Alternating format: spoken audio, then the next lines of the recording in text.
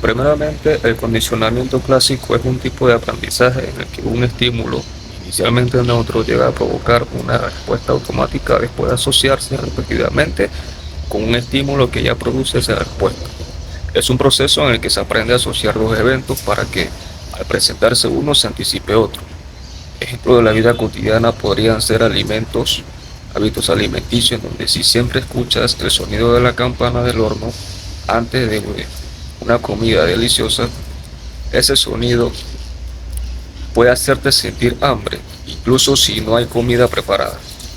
La campana es el estímulo neutro, mientras que se ha asociado con la comida es el estímulo incondicionado. Lo que provoca hambre es la respuesta condicionada. En cuanto a fobias, por ejemplo, una persona que ha tenido experiencia negativa en un ascensor puede desarrollar una fobia a los ascensores. Si se quedó atrapada una vez, es la experiencia traumática. El simple hecho de ver un ascensor puede provocar ansiedad.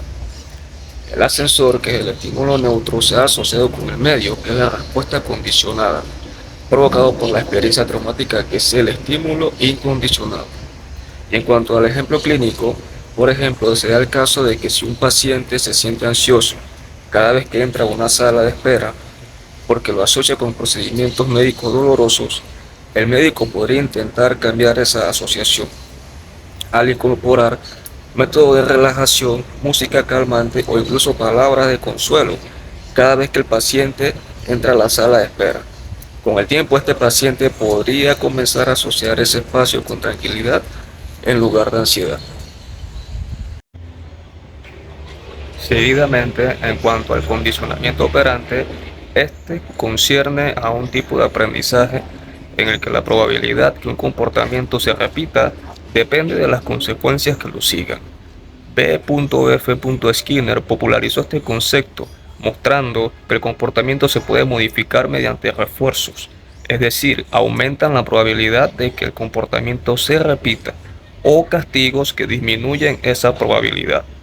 En cuanto a ejemplos cotidianos, para un mayor entendimiento de este tipo de aprendizaje, tenemos como por ejemplo hábitos de estudio, en donde si un estudiante recibe una recompensa como elogios de sus padres o buenas calificaciones, este concierne al refuerzo positivo.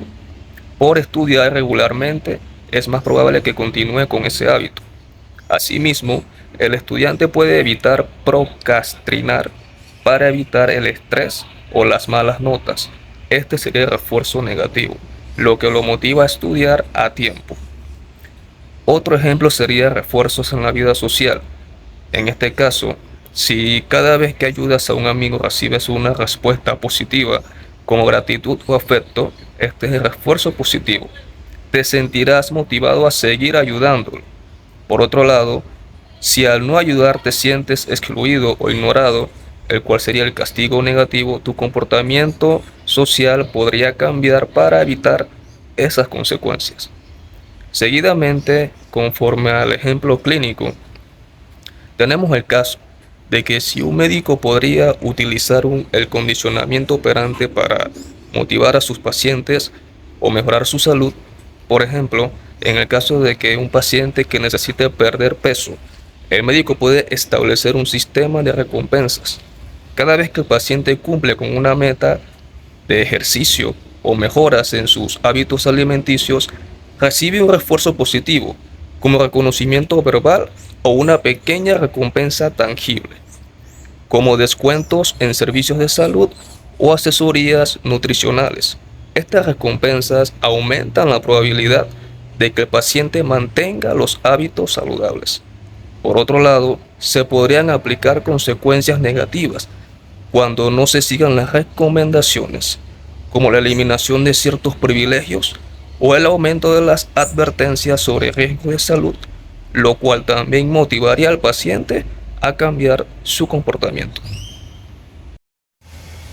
En última instancia, de manera que, ¿cómo han influido estos dos tipos de aprendizaje en mi vida cotidiana?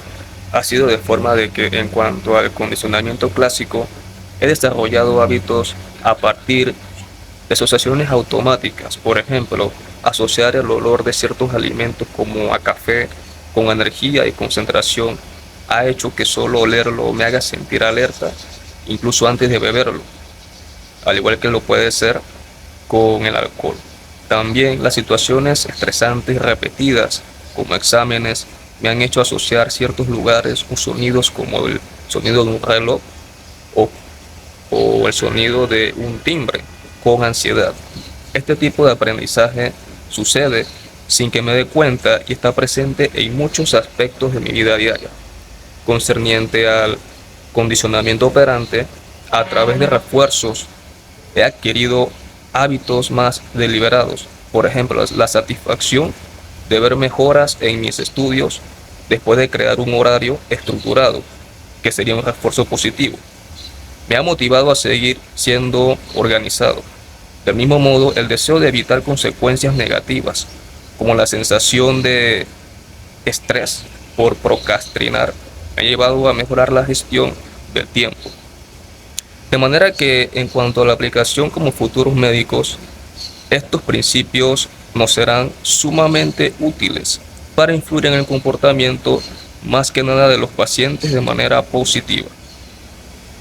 Refuerzos positivos, esto podríamos utilizarlos como elogios o pequeñas recompensas para fomentar los hábitos saludables, como la adherencia a la medicación o el ejercicio regular.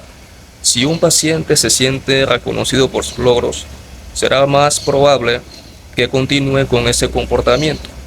Por ejemplo, felicitar a un paciente diabético por mantener buenos niveles de glucosa puede motivarlo a seguir cuidándose. Seguidamente, por ejemplo, el caso de reducir respuestas condicionadas de miedo. El condicionamiento clásico podría ayudarnos a desensibilizar a los pacientes frente a situaciones que les generen ansiedad o miedo, como las visitas al médico o los procedimientos dolorosos, a través de la exposición gradual y la introducción de estímulos relajantes en situaciones médicas como tal. Así podemos ayudar a reducir el miedo condicionado.